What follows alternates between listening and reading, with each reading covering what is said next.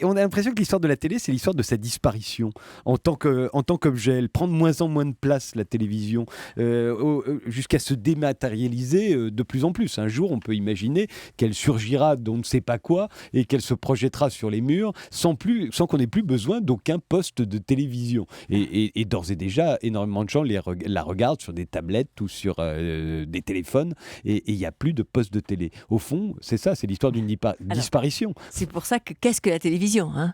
Si la télévision, c'est des programmes, ils n'ont pas disparu. Si la télévision, ce sont des usages, ça n'a pas disparu. Si la télévision, ce sont des techniques, ça n'a à la fois, ça s'est miniaturisé et ça s'est agrandi. C'est-à-dire que maintenant, au contraire, la télévision, c'est un mur entier.